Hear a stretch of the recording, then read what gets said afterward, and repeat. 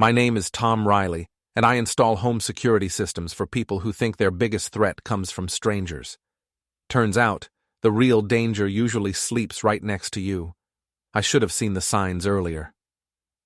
Melissa's late nights at networking events, her sudden interest in politics, the way she'd check her phone during dinner and smile that secretive smile I hadn't seen in years.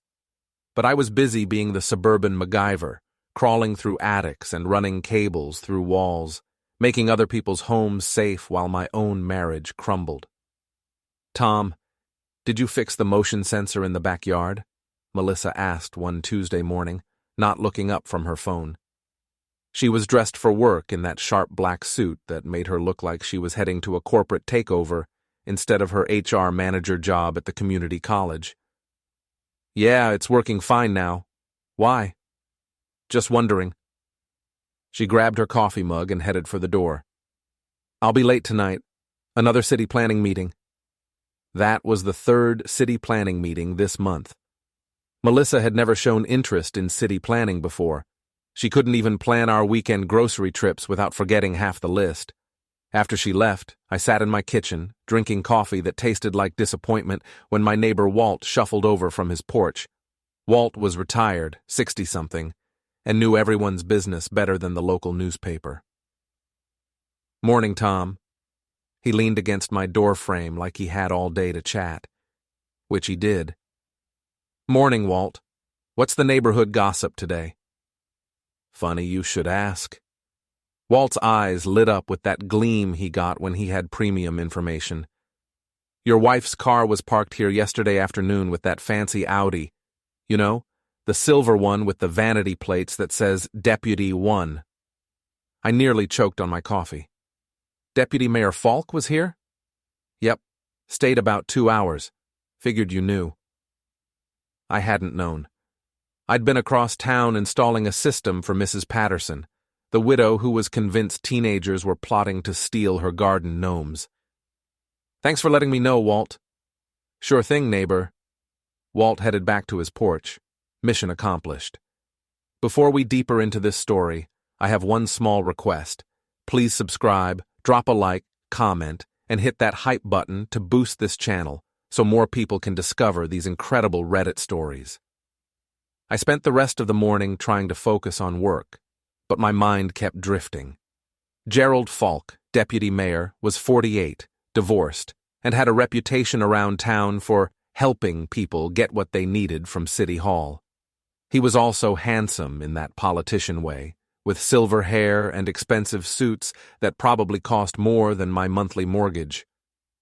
That evening, Melissa came home with Chinese takeout and a story about budget discussions that went on forever. She seemed unusually cheerful for someone who'd spent hours talking about municipal finances. "How was the meeting?" I asked, testing the waters. "Productive. Gerald really knows how to get things moving." She smiled when she said his name, the same smile she'd had that morning with her phone. "I bet he does." Our daughter Anna came downstairs then, 15 and perpetually attached to her headphones. She grabbed some lo mein and disappeared back upstairs without a word. Smart kid.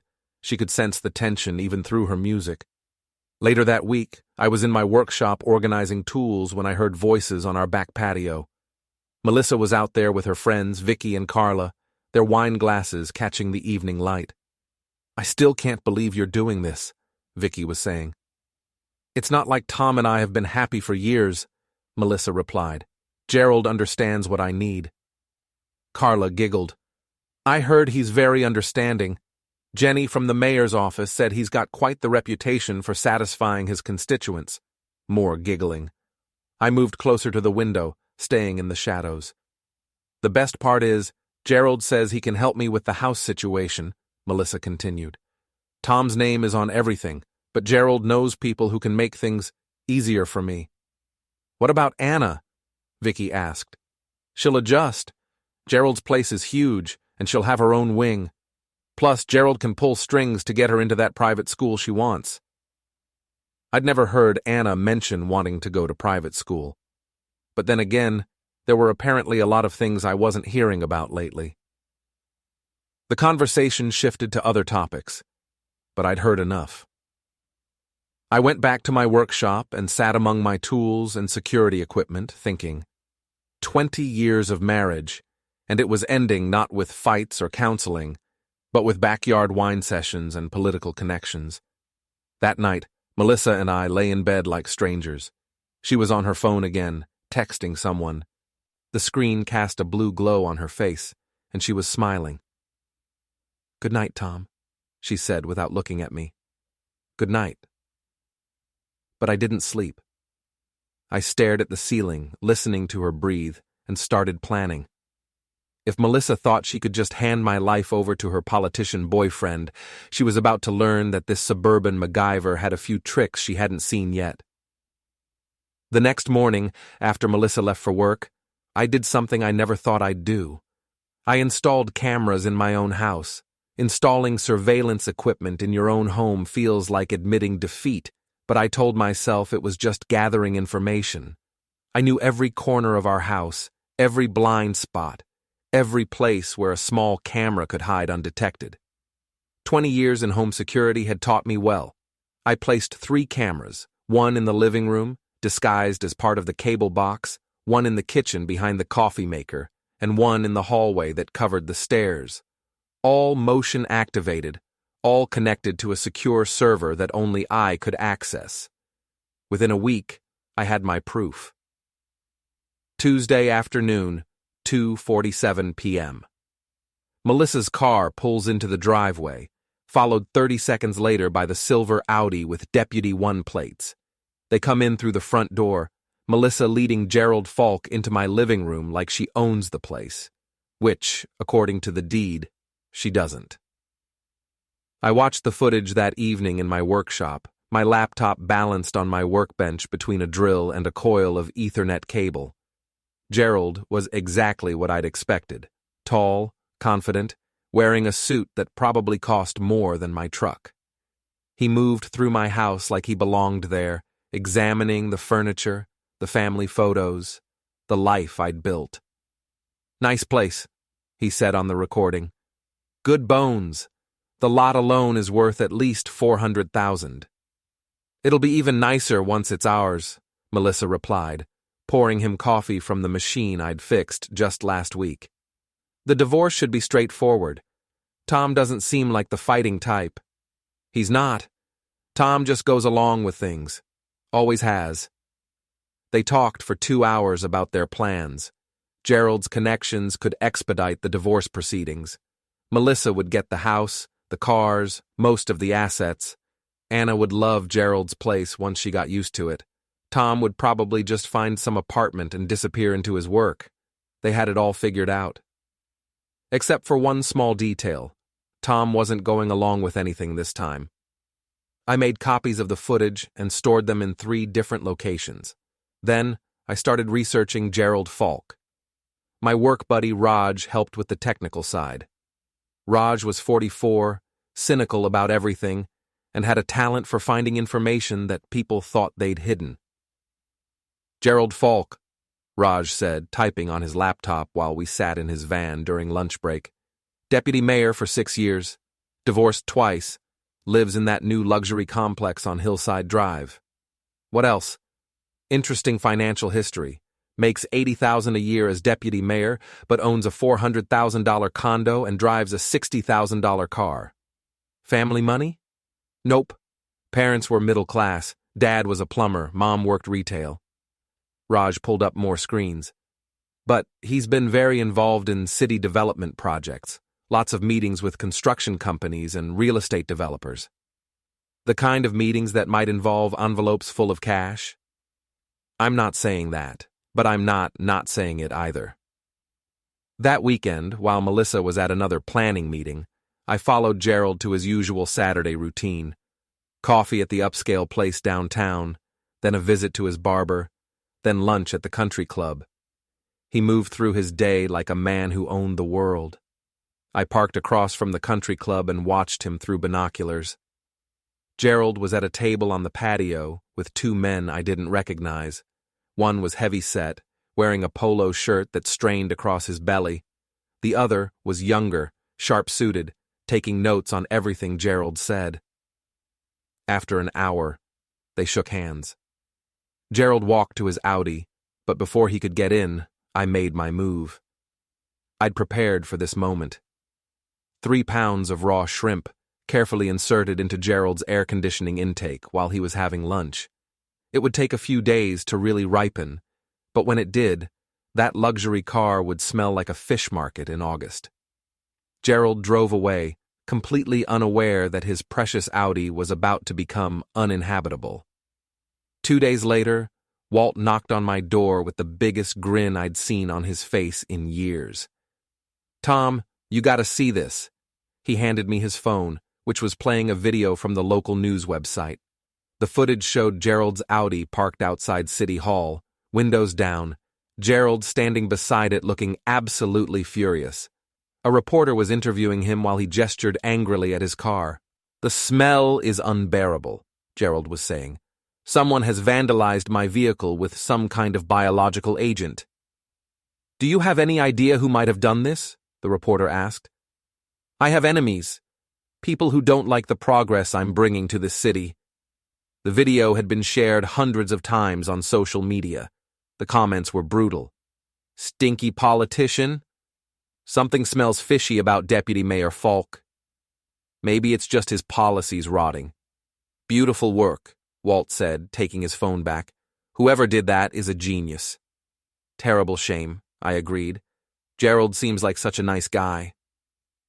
That evening, Melissa came home in a foul mood. Gerald's car was in the shop, the news coverage was embarrassing, and people were making jokes about him all over town. "It's not funny, Tom," she snapped when she caught me smiling at the dinner table. "I didn't say it was." "Gerald thinks someone is targeting him. Maybe he should be more careful about who he makes angry." Melissa gave me a sharp look.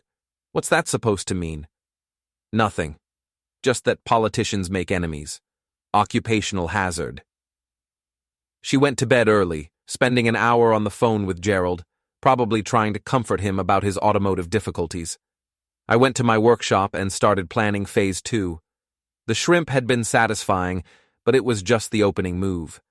Gerald and Melissa thought they could take my life apart piece by piece.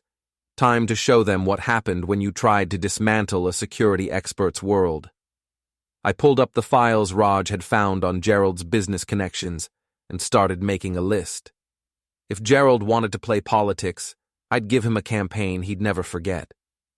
The thing about being a security installer is that you learn to think like both the protector and the intruder. You have to understand how someone might break into a system before you can properly defend against them. Those same skills work beautifully when you're the one doing the breaking in. Gerald Falk had made his first mistake by underestimating me. His second mistake was having terrible digital security habits. Raj and I spent the next week mapping Gerald's online presence. The man used the same password for everything, Deputy, with an exclamation point, the same as his license plate. Politicians aren't known for their creativity.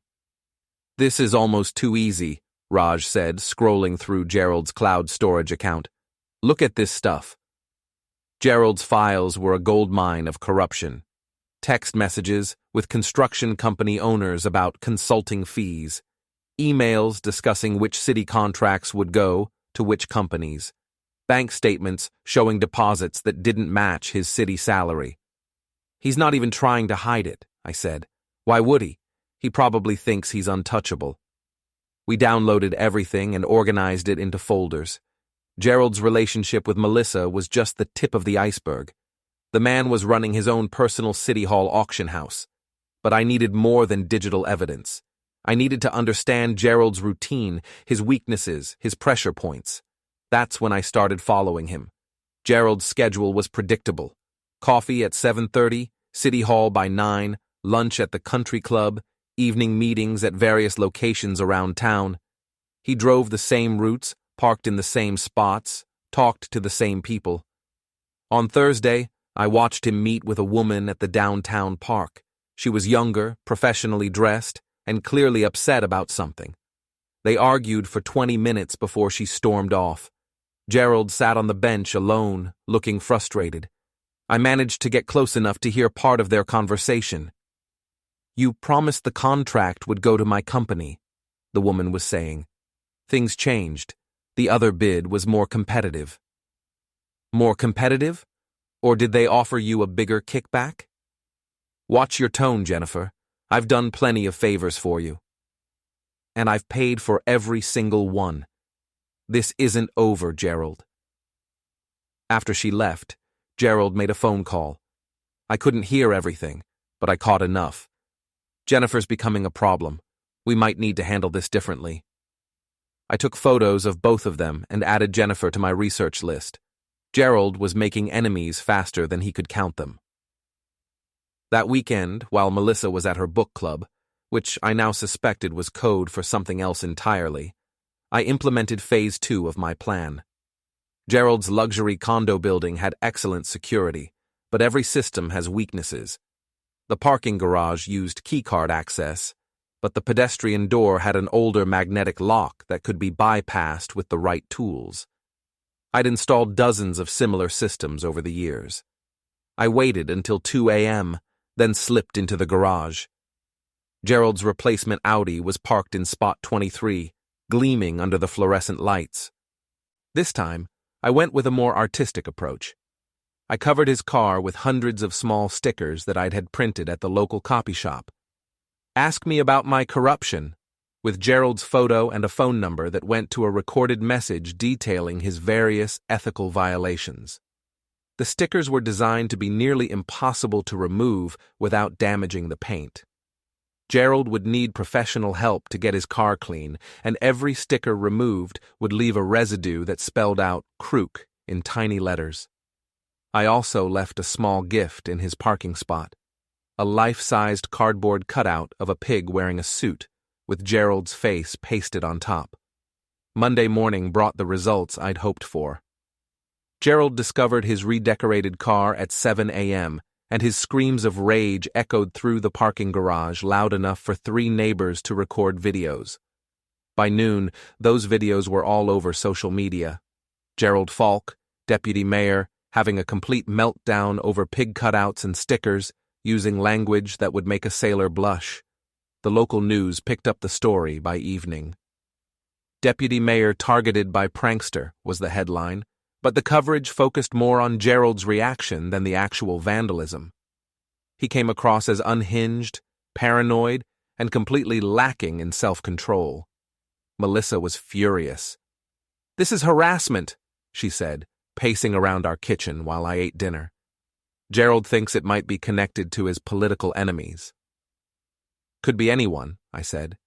"He's probably made a lot of people angry over the years." "The police need to investigate."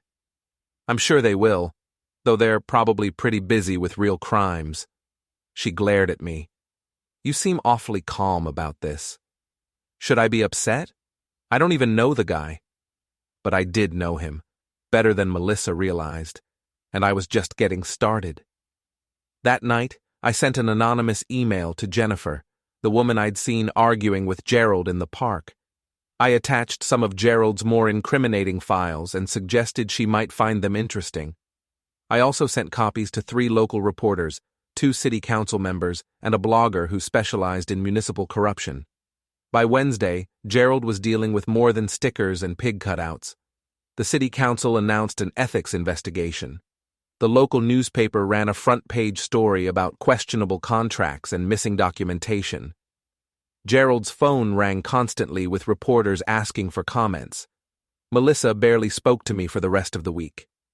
She spent most of her time on the phone with Gerald, trying to help him manage the crisis. "This will all blow over," I heard her telling him during one of their conversations. "People have short memories." But I wasn't planning to let anyone forget.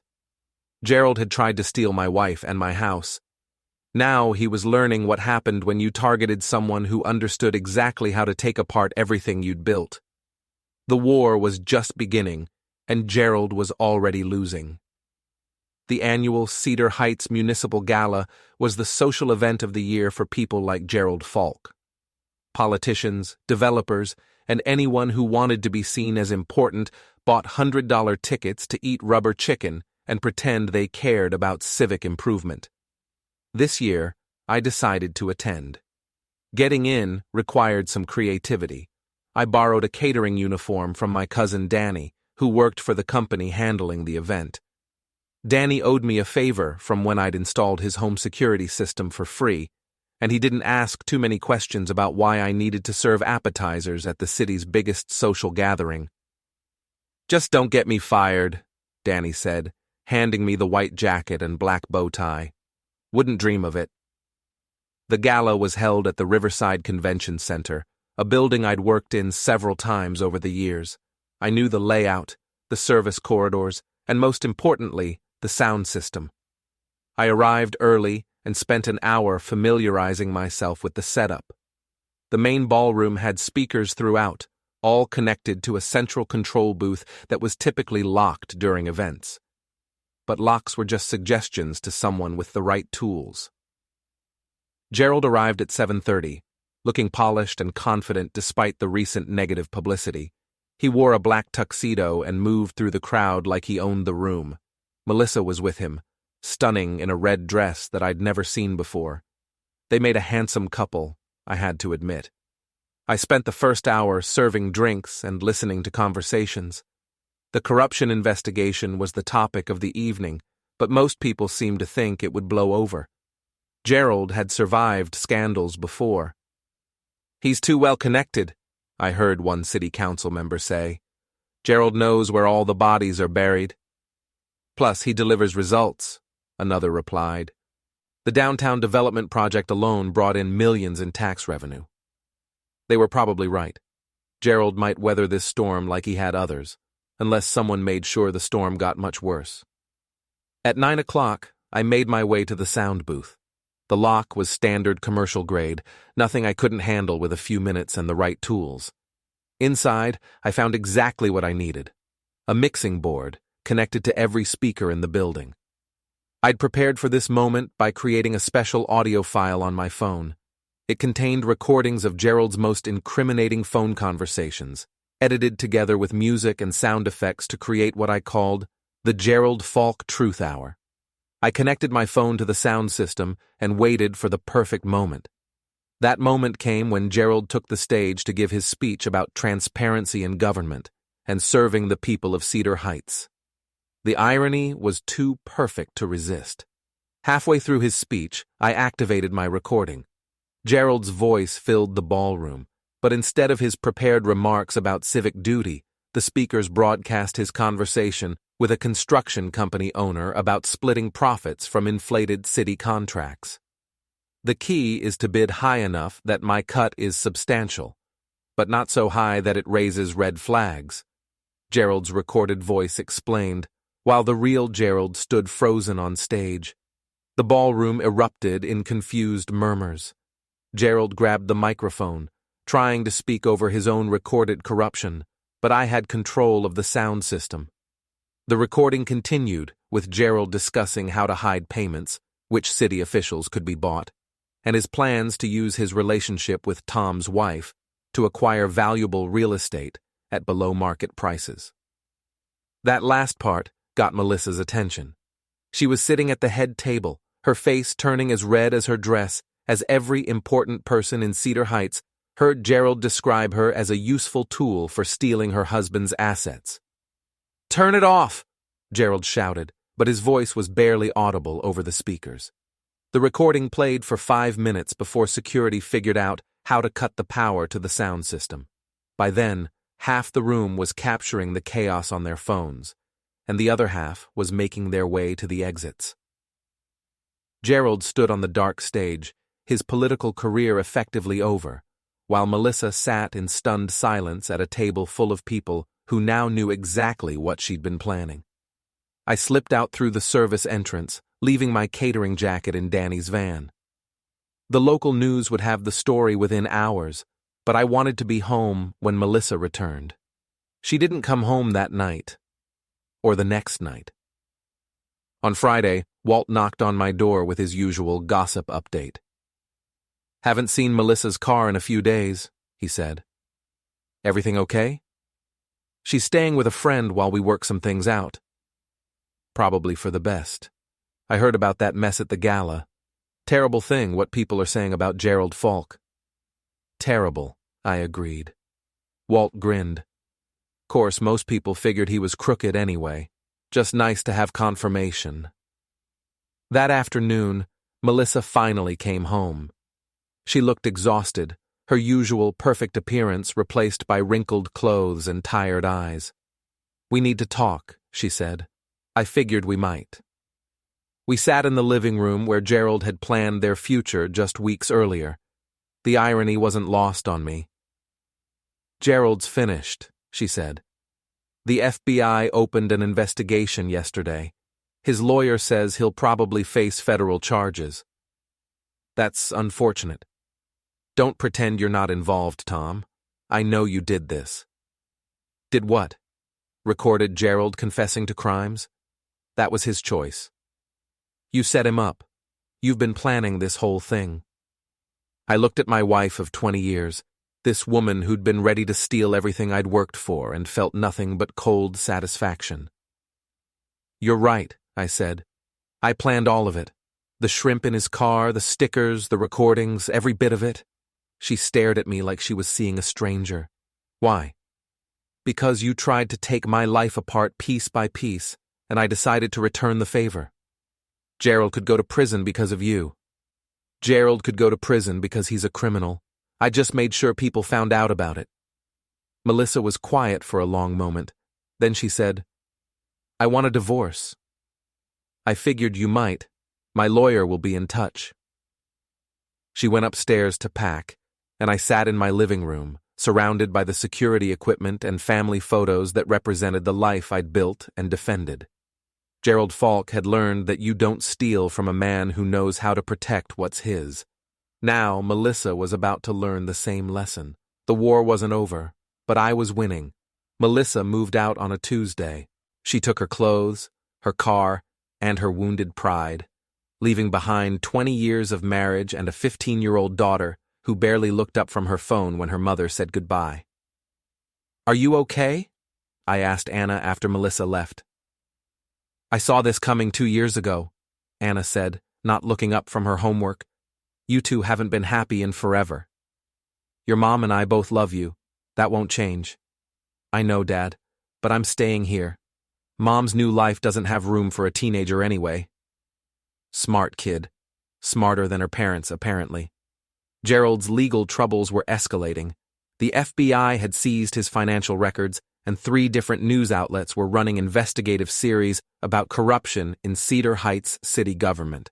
His lawyer had advised him to keep a low profile while they prepared his defense. Gerald, unfortunately, wasn't good at keeping low profiles. On Thursday afternoon, I was installing a security system for a client when Raj called. "You need to get home," he said. "Now." "What's wrong?" "Anna called me. She said someone's been following her." I dropped my tools and drove home faster than I should have. Anna was in the kitchen with Walt, both of them looking out the window at a black SUV parked across the street. "It's been there for 2 hours, Walt said. "Same guy, just sitting and watching the house." Through my binoculars, I could see the driver clearly. Mid-30s, military haircut, wearing a suit that didn't fit quite right. He had the look of private security, probably ex-police or ex-military. "Anna, tell me exactly what happened." "I was walking home from school and this SUV started following me. Slowly, like he wanted me to notice. When I got to our street, he parked and just watched." "Did he try to talk to you or approach you?" "No, but it was creepy, Dad. Like he was studying me." I called the police, but they couldn't do much about someone legally parked on a public street. The officer who responded took a report and promised to increase patrols in the neighborhood. But we all knew that wouldn't solve the problem. After the police left, I had a conversation with Anna about staying alert, changing her routes home from school, and calling me immediately if she saw the SUV again. Then I started planning how to deal with Gerald's new escalation. The SUV returned the next day, this time parking closer to the house. The driver was bolder now, getting out to stretch his legs and making it obvious that he was watching us. I decided it was time for a direct approach. I walked across the street and knocked on the SUV's window. The driver rolled it down, revealing a face that looked like it had been carved from granite. "Can I help you?" he asked. "You can start by explaining why you're stalking my daughter." "I'm not stalking anyone. This is a public street. And I'm a concerned father. What's your name?" "Stan Morrison. I'm a private investigator." "Working for who?" "That's confidential." I pulled out my phone and took his picture. "Not anymore. Smile, Stan." He rolled up his window and drove away, but I knew he'd be back. Gerald was getting desperate, and desperate people made dangerous decisions. That weekend, I turned my house into a fortress. 20 years in the security business had taught me every trick for protecting a home. I installed additional cameras, motion sensors, and reinforced locks. I set up a perimeter alarm system that would alert me if anyone approached the property after dark. Most importantly, I prepared some surprises for unwanted visitors. The first test came on Monday night. Stan returned, parking in his usual spot, but this time he got out and walked toward my house. He made it halfway up the driveway before my motion sensors triggered. Suddenly, every light on the property blazed to life, illuminating Stan like he was on stage. At the same time, speakers I'd hidden in the bushes began broadcasting a recording of my voice. "Attention, trespasser.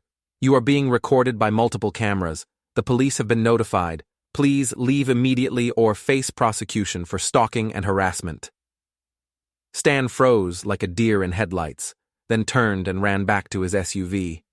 He drove away fast enough to leave rubber on the pavement. I uploaded the footage to social media with the caption, "Local private investigator Stan Morrison caught stalking a family in Cedar Heights. Paid for by disgraced Deputy Mayor Gerald Falk." The video went viral within hours. Stan's face was all over Facebook and Twitter, along with his license plate number and employer information. People started recognizing him around town and calling him out publicly. By Wednesday, Stan had stopped showing up entirely. But Gerald wasn't finished. Thursday afternoon, Anna called me from school, her voice shaky.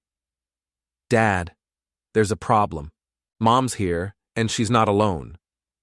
"What do you mean?" "She came to the school with some official-looking guy. They're trying to convince the principal that I should go with them. Something about unsafe living conditions at home." I was in my truck and driving toward the school before Anna finished explaining. Gerald was trying to use Melissa to get custody of Anna, probably as leverage against me. The school parking lot was nearly empty when I arrived. I found Anna, Melissa, and a man in an expensive suit standing outside the principal's office. "Tom," Melissa said when she saw me, "we need to discuss Anna's living situation." "No, we don't. Anna lives with me. End of discussion." The man in the suit stepped forward. "Mr. Reilly, I'm attorney James Walsh. I represent your wife in her custody petition." "Custody petition?"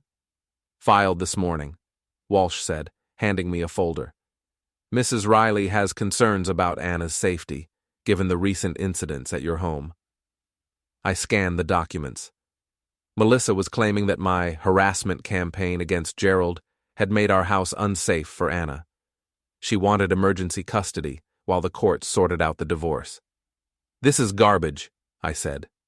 "The court will decide that," Walsh replied. "In the meantime, Anna needs to come with us." "No." Anna's voice was quiet but firm. "I'm not going anywhere." "Honey, you don't understand," Melissa said. "Your father has been doing dangerous things. The house isn't safe." "The house is fine, Mom. You're the one who made it unsafe by bringing your boyfriend's problems into our lives." Melissa looked like Anna had slapped her. "Anna, please. I'm 15, not 5. I know what's really going on here." The principal, Mrs. Henderson, had been watching this family drama unfold in her hallway. Finally, she spoke up. "I'm not releasing Anna to anyone without a court order. This is a school, not a custody exchange center." Walsh started to argue, but Mrs. Henderson cut him off. "Mr. Reilly, please take your daughter home. Mrs. Reilly, if you have legal concerns, handle them through the proper channels." Anna and I left together, But I knew this was just the beginning. Gerald was using Melissa to attack me through our daughter, and that crossed a line I wouldn't tolerate. It was time to end this war once and for all. The custody hearing was scheduled for Friday morning. Melissa's lawyer had convinced a judge that Anna was in immediate danger due to my escalating pattern of harassment and vigilante behavior. I had 3 days to prepare my defense. Fortunately, I had help. Raj spent Wednesday evening going through all the evidence we'd collected on Gerald: financial records, recorded conversations, photographs, and video footage. We organized everything into a comprehensive file that painted a clear picture of Gerald's corruption and Melissa's willing participation. "This is enough to bury both of them," Raj said, reviewing the documents. "But you need to be careful how you present it. You don't want to look like the crazy stalker ex-husband. I'm not crazy, I'm thorough. Same thing, from a judge's perspective." Thursday morning brought an unexpected development. Anna was getting ready for school when she noticed something wrong with our dog, Bear. Bear was a 7-year-old golden retriever who had been part of our family since he was a puppy. He was friendly, loyal, and had never met a stranger he didn't like. That morning, he was nowhere to be found. "Dad, Bear's not in the yard," Anna said, checking the backyard for the 3rd time. I searched the house and the entire property. Bear was gone. The gate was still latched, the fence was intact, and there were no signs of how he'd gotten out. Then I found the note. It was tucked under my windshield wiper, written in block letters on plain paper. "Your dog is safe, for now. Drop the custody fight and he stays that way." I called the police, but they treated it as a civil matter related to the divorce proceedings. No evidence of forced entry, no witnesses, no way to prove who had taken Bear. But I knew. Gerald had been backed into a corner by the FBI investigation, the ethics probe, and the complete destruction of his political career. Now he was lashing out at the person he blamed for his downfall: me. Taking Bear was his way of showing that he could still hurt my family. He'd made a serious mistake. I spent Thursday afternoon tracking down Gerald's current location. He'd moved out of his luxury condo after the FBI seized his assets, and he was staying at a series of cheap motels while his lawyer negotiated a plea deal. Raj helped me narrow down the possibilities using Gerald's credit card records and cell phone data. We found him at the Riverside Motel, a rundown place on the outskirts of town that rented rooms by the week to people who'd run out of better options. I could have called the police, but I had no proof that Gerald had taken Bear. I could have waited for the custody hearing and hoped the judge would see through Melissa's claims. But Gerald had crossed the final line when he involved my dog. Some things required a personal response. I spent Thursday evening preparing for what I hoped would be the final confrontation of this war. I gathered my tools, my cameras, and my evidence files. Then I called the one person who could help me end this properly. Channel 7 News, this is Rebecca Martinez. Ms. Martinez, this is Tom Reilly. I have a story for you about Deputy Mayor Gerald Falk that you're going to want to see. Rebecca Martinez was the investigative reporter who'd been covering Gerald's corruption scandal. She was thorough, aggressive, and had no love for crooked politicians. What kind of story? The kind that ends with a live confession on camera. Can you meet me at the Riverside Motel tomorrow morning at 10? Mr. Reilly, if this is some kind of vigilante stunt, it's not vigilante justice.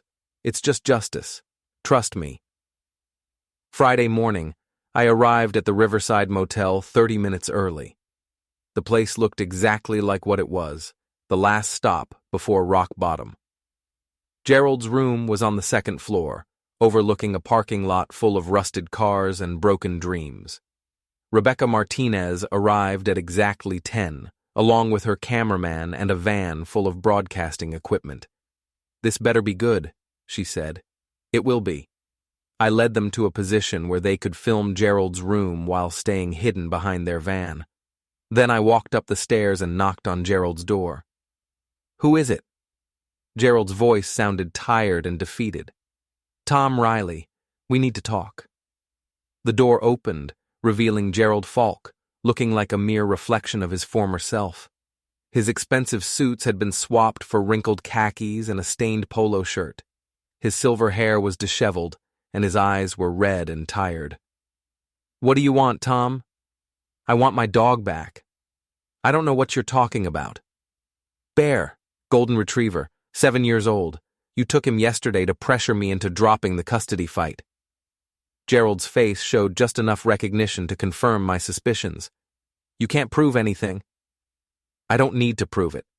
I just need you to admit it." I pulled out my phone and activated the recording app.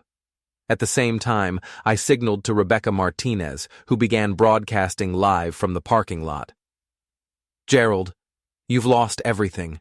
Your career, your reputation, your freedom. The FBI is going to send you to prison regardless of what happens with the custody case, but you still have a chance to do one decent thing. By giving you your dog back? By admitting what you've done, all of it. The corruption, the bribes, the plan to steal my house through Melissa, everything." Gerald laughed bitterly. "Why would I do that?" "Because it's over anyway. The FBI has your financial records. The ethics committee has the recordings. The only question now is whether you go down as a corrupt politician who fought to the end, or as someone who finally told the truth." Gerald stared at me for a long moment. Then he looked past me to the parking lot, where Rebecca Martinez was broadcasting live to the entire city. "You set this up. I documented it. There's a difference. You destroyed my life. You destroyed your own life. I just made sure people found out about it." Gerald was quiet for almost a minute. Then, slowly, he began to talk. He admitted to taking bribes from construction companies. He admitted to rigging city contracts.